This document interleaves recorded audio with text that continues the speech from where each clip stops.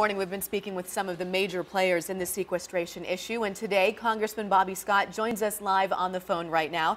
Congressman, good morning. Thank you for joining us. Good morning. Thank you. Now, you're going to be flying with the president today, so you'll have his ear. What do you plan on telling him on the trip down?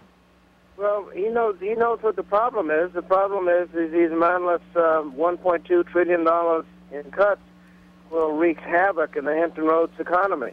He already knows the problems that will occur at the Newport shipyard. He'll hear more when he gets to the shipyard. But our area, as everybody knows, depends so heavily on the Department of Defense that when you have major cuts in defense spending, it creates a lot of uncertainty. The shipyards don't know if they're going to get any work. The work that had been scheduled is being delayed.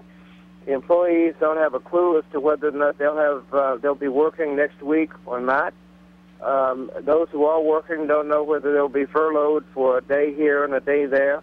It's hard to imagine that we won't lose some well-qualified employees. I mean, if you tell somebody that you're going to essentially get a 20% cut in your salary, they may have other options.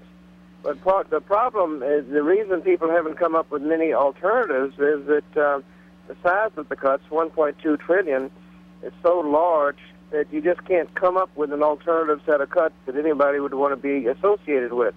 If you can't come up with additional revenues to offset some of the $1.2 trillion, you virtually have to cut Social Security and Medicare in order to come up with cuts of that magnitude that may not have the disruptive effect that these across-the-board cuts have. And I'm just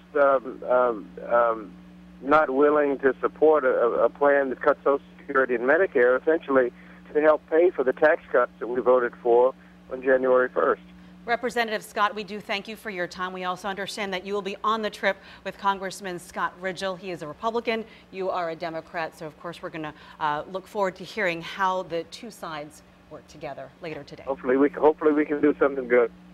Thank you for your time. We appreciate it.